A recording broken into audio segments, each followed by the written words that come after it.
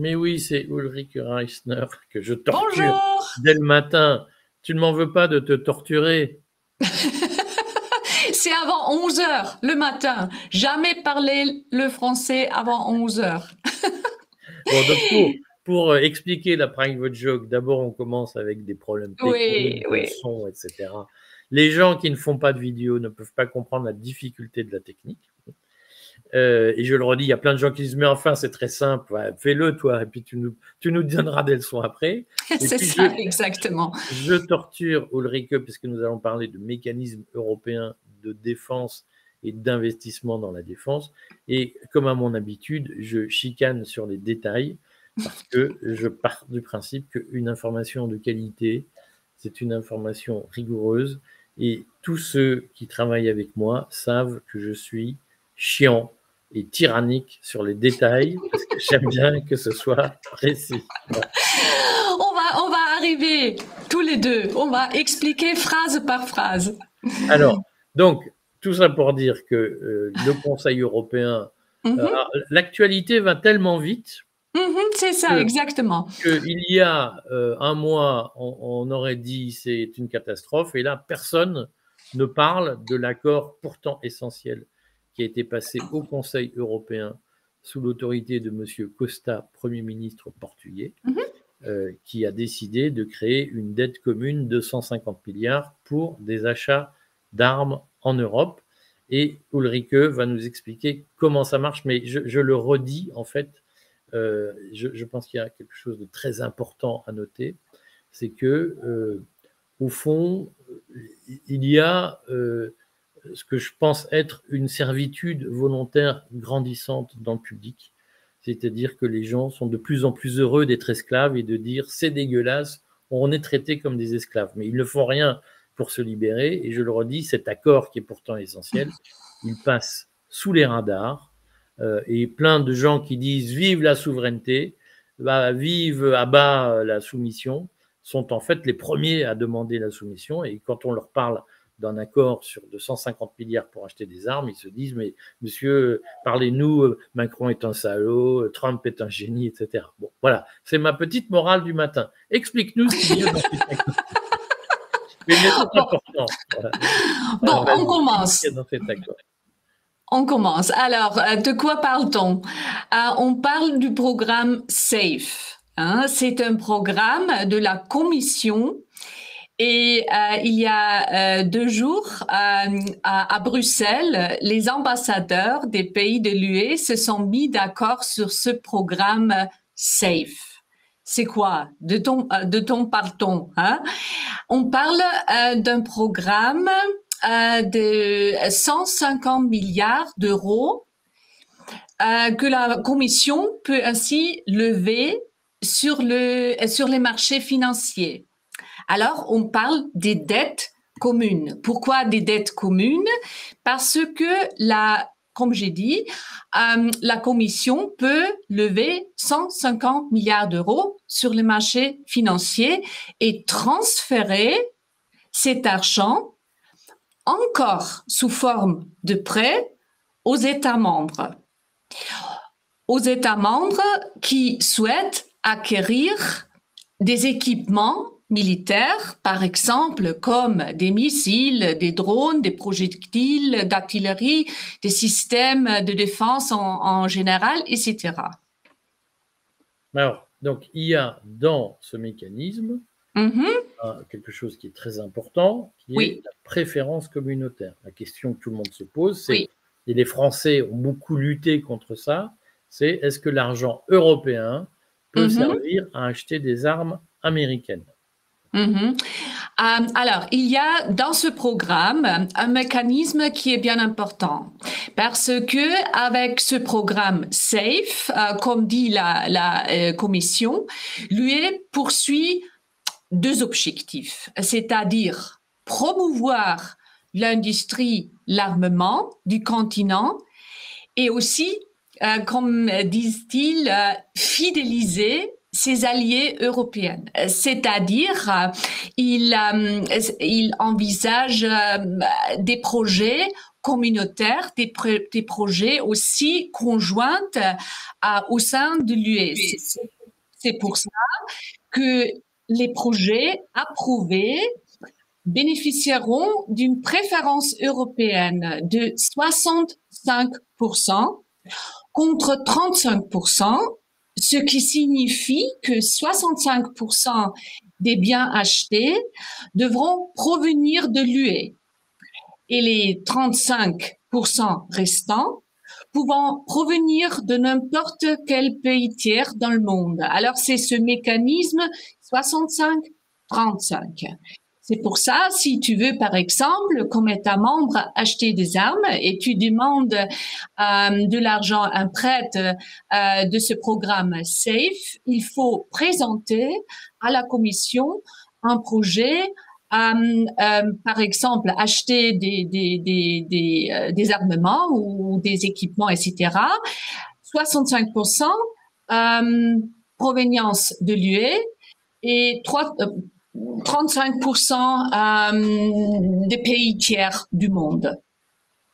Alors on a le mécanisme de base.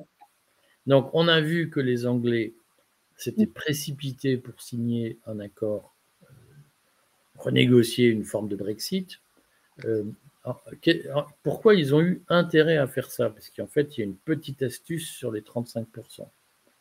Ah oui, bien sûr, c'est aussi important à expliquer parce que certains pays tiers peuvent toutefois être reclassés et participer à hauteur de ce 65%. Mais pour cela, ils doivent avoir conclu un partenariat de sécurité et de défense avec l'Union. Par exemple, il y a un partenariat comme ça avec la Norvège, la Moldavie, la Corée du Sud, le Japon, l'Albanie, Macédonie, je pense, Macédonie du Nord. Et depuis cette... En français, on dit Macédoine. Macédoine du Nord. Et depuis cette semaine, on sait ça aussi avec le Royaume-Uni. Et l'Ukraine. Et l'Ukraine, bien sûr, parce que c'est important, parce que il y a, comme j'ai aussi écrit plusieurs fois dans mon courrier de stratège, dans mes textes, il y a des projets, des armements, par exemple, entre l'Allemagne et l'Ukraine, mais la production se trouve en Ukraine. C'est pour ça que l'Ukraine participe aussi avec un partenariat, c'est-à-dire ils sont pas exclus comme pays tiers, c'est-à-dire ils peuvent aussi participer de ce 65%. Alors, pour expliquer encore une fois, par exemple, si l'Allemagne veut acheter des armes, on présente un projet auprès de la Commission et c'est pour ça on dit par exemple 65% des armes viennent, disons, de la France et de l'Ukraine parce que ça va comme ça avec les partenariats et la France, bien sûr, est un État membre. Et le reste vient, par exemple, des États-Unis. Alors, toi, qu'est-ce que tu penses de ce mécanisme? Parce que on a eu beaucoup de débats en France. Je me suis beaucoup fait insulter parce que moi, je suis pour que les Français exportent leurs armes. Je suis pour la préférence communautaire et plein de gens avec une faible openness, une faible ouverture d'esprit, m'ont dit « Ah non, mais l'armement, c'est pas bien, vendre des armes, c'est pas bien. De toute façon, l'Europe, c'est mal.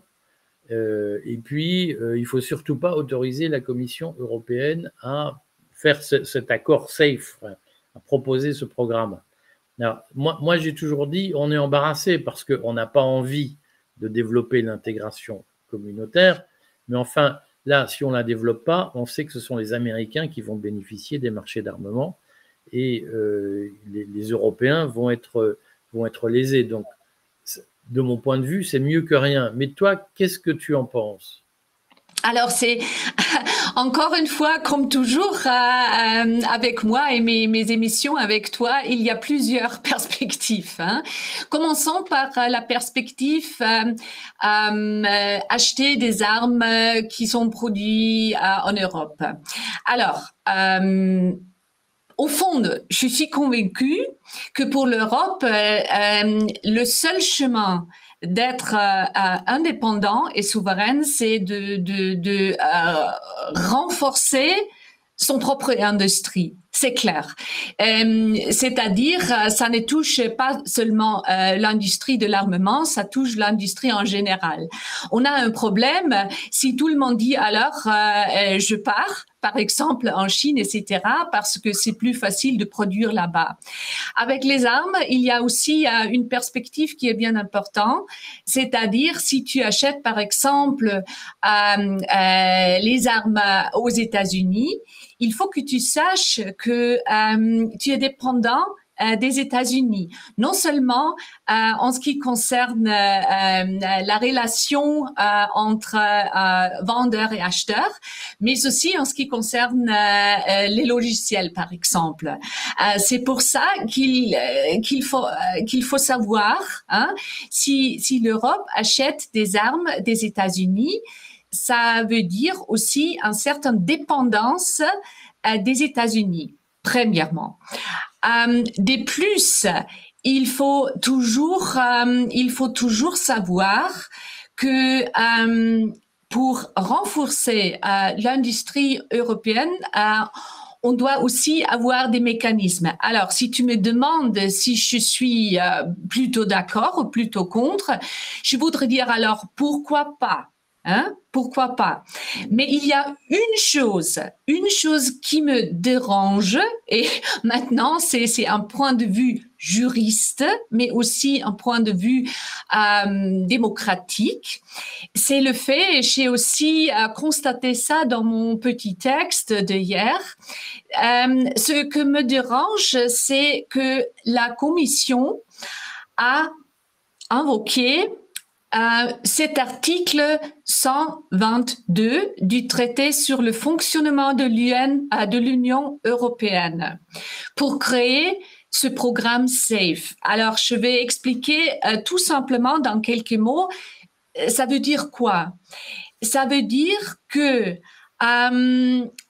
ça permet aux États membres d'approuver directement une proposition de la Commission.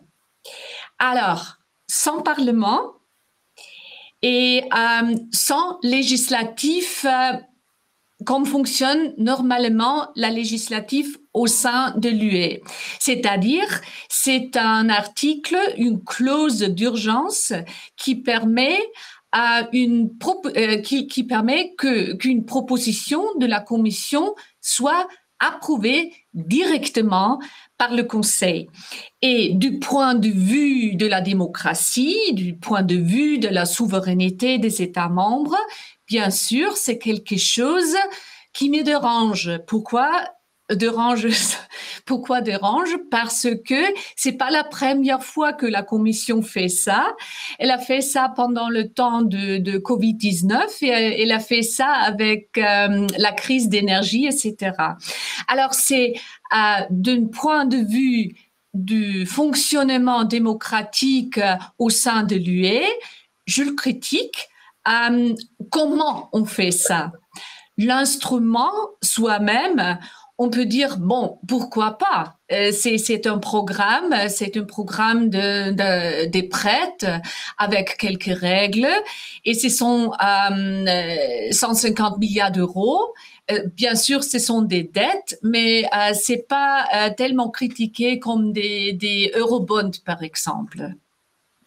Mais si on adoptait la procédure normale, il faudrait combien de temps pour adopter le mécanisme? Non, c'est difficile. En effet, c'est difficile à dire parce que si tu fais la procédure normale, comme prévu dans le traité, Ça veut dire qu'il faut une proposition législative de la Commission.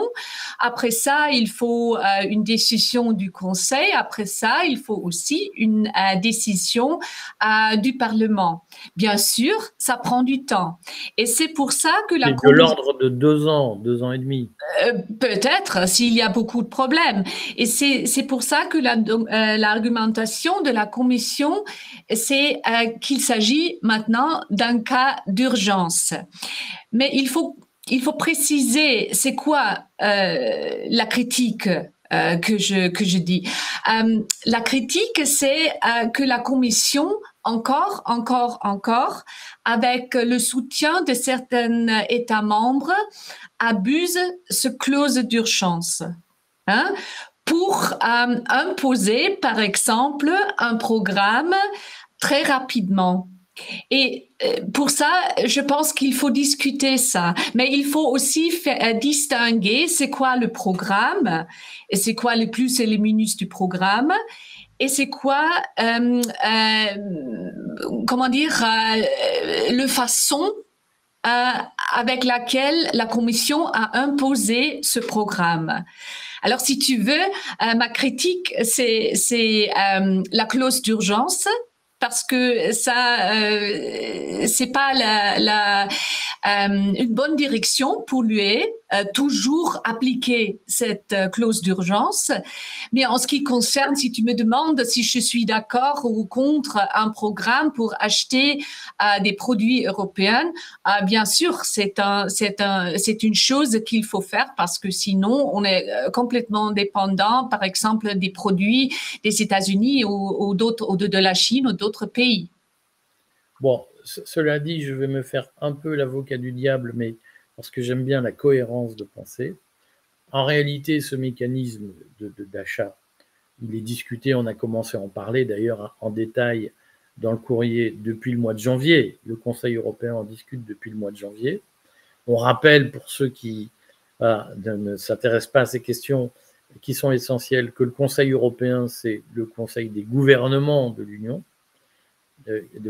La Commission participe au Conseil européen, mais le Conseil européen est présidé par le pays, le gouvernement du pays qui préside l'Union à ce moment-là.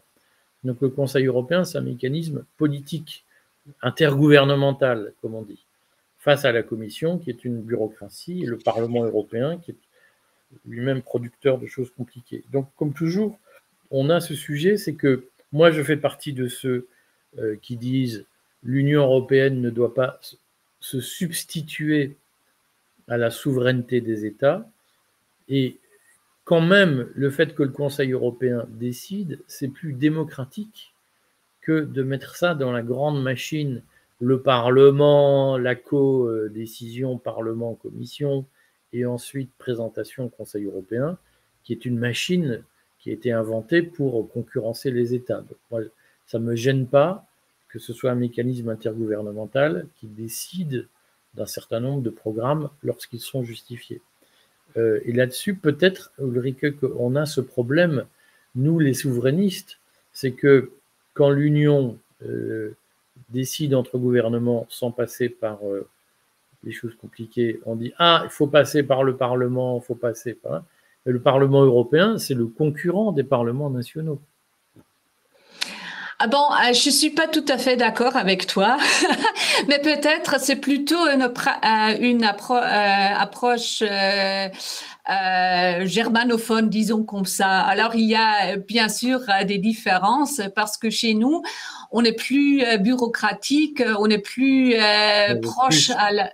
Plus rigide dans les règles. Oui, bien sûr. Dans les pays germanophones, il faut toujours suivre les règles. Non, franchement dit, écoute, je comprends ce que tu veux dire, mais il y a des traités. Et les traités, ce sont la base pour l'UE. Si on veut changer des traités, s'il vous plaît, messieurs, dames, alors changeons les traités. Mais ne pas changer les traités et abuser tout à fait la clause d'urgence pour imposer des décisions, Alors ça, c'est pas démocratique. Et ça, c'est pas la souveraineté. Excuse-moi, c'est pas le fait. Je comprends ce que tu veux dire. Mais si on pense comme ça, on va continuer et continuer et continuer. On va jamais discuter le fonctionnement de l'UE au fond. On va jamais discuter les traités. On va jamais discuter si cette façon de fonctionnement de l'UE est une façon qui est appropriée dans notre temps. Non, non, on va, disons, improviser. Alors, excuse-moi, moi, je suis tout à fait prussienne en ce qui concerne les traités. Il faut suivre les traités. Et si on décide que les traités ne sont pas appropriés pour notre temps, alors discutons les traités. Hein? Mais ça me plaît pas. Ça me plaît pas. Tu as compris ce que je veux dire. En même temps, je comprends ce que tu dis, mais il y a 2 points. D'abord, d'une certaine façon, les traités prévoient la procédure d'urgence, donc, oui. Donc les traités sont respectés. La question, c'est est-ce que c'est une situation d'urgence que de décider d'achat d'armes en commun ou dans des mécanismes communs avec une dette commune. Dans la pratique, Donald Trump, il n'attend pas 2 ans et demi pour retirer le soutien militaire. Donald Trump, il arrive au pouvoir et il dit maintenant on arrête. Et donc, si c'est là-dessus que je voulais t'interroger, si la réponse de l'Union européenne dit, ben voilà, Donald Trump, lui, POTUS, comme on dit, il peut décider en 24 heures et nous, il faut 2 ans et demi minimum. Ça pose un problème de crédibilité politique. Et moi, ce qui me frappe quand même dans cette affaire, c'est que plein de gens, et je me souviens notamment que sur l'antenne du Courrier, mon ami Thierry Messant avait dit, en gros, le 20 janvier, même avant le 20 janvier, il a dit le 5 novembre, quand on a su que Donald Trump était élu, il a dit maintenant l'Union européenne c'est fini, voilà, dans les 3 mois on n'entendra plus parler de l'Union européenne, et en fait nous sommes pratiquement au mois de juin, c'est-à-dire pratiquement 8 mois après l'élection de Trump, et en réalité l'Union européenne elle fait la démonstration de sa capacité à décider, ce qui veut dire que tous ceux qui ont pris leur rêve pour des réalités, moi je n'aime pas l'Union européenne, mais je pense qu'il faut être réaliste. Et tous ceux qui se sont dit, ça y est, c'est fini, on a gagné, en réalité, ils se sont racontés un film, ils ont rêvé, ils ont mangé des champignons hallucinogènes. Le combat contre l'Union européenne est beaucoup plus compliqué à mener que de soutenir Donald Trump. Et là encore, je lis plein de gens soumis à la propagande trumpiste qui me disent, mais il faut laisser le temps à Donald Trump, il faut ceci, il faut cela. Enfin, c'est lui qui avait expliqué que tout allait aller très vite. Et donc, dans la pratique, on voit bien que le sauveur Donald Trump avec une baguette magique, que des gens en France que tu ne connais peut-être pas, mais comme François Asselineau, Florian Philippot, qui sont des souverainistes, ils nous avaient tous dit Trump est le magicien, le Père Noël. En réalité, ça fait pchit. Ah oui, d'accord. L'Union européenne existe toujours. Elle est capable de décider de mettre en place des mécanismes avec une certaine urgence. Je le redis, c'est 6 mois, c'est pas 24 heures. Oui, je comprends ce que tu veux dire. L'Union européenne reste vivace quand même. Oui, non, je comprends absolument ce que tu veux dire. C'est pour ça qu'on discute, toi et moi, parce que on essaye, Eric et moi, de lier un peu ce monde francophone et ce monde germanophone. Mais il faut constater, chez nous, de notre perspective, il faut constater. Alors, Monsieur Trump n'est pas responsable pour tout et Monsieur Trump n'est pas un magicien. Monsieur Trump va pas changer le monde parce que Monsieur Trump ne fait que suivre le chemin des États-Unis. Aussi en ce qui concerne la politique en Europe. C'est pas de miracle qu'il nous manque des armes, mais c'est pas la faute de Monsieur Trump, c'est pas la faute des États-Unis, c'est notre propre faute. parce que on a bien bénéficié non seulement en Allemagne, mais aussi dans d'autres pays de cette. Chez nous, on dit la dividende de pays. Je ne sais pas si vous connaissez ça en France. En allemand, on dit Friedensdividende, c'est-à-dire plus de guerre. De la paix. Les dividendes de la paix. Dividendes de la paix. Bon, alors, on a bien bénéficié de ça. On avait de l'argent, on a laissé tout ça avec des armées, etc., etc. Et maintenant, c'est les résultats. Mais moi, ce que je critique, c'est que ces cas d'urgence et encore une fois, après la pandémie et après la crise énergétique, aussi évoquée par l'UE elle-même. Pourquoi? Parce que tout le monde crie à la guerre en ce moment. Et c'est pour ça qu'on crée une atmosphère, une ambiance de crise. Et c'est pour ça que c'est un mécanisme qui me ne plaît pas. Parce que c'est bien évident qu'il faut acheter des armes. C'est pas du miracle. Mais tout le monde sait que ça dure encore 10 ans pour installer encore quelque chose comme ça, comme des armes qui fonctionnent. Mais crier à la guerre d'une partie et d'autre partie abuser la clause d'urgence, il faut constater, ça je critique. Mais j'ai aussi critiqué ça pendant le temps de Covid-19 et j'ai aussi critiqué ça énormément aussi dans le courrier en ce qui concerne l'énergie. Bon, c'est ma critique. Bon.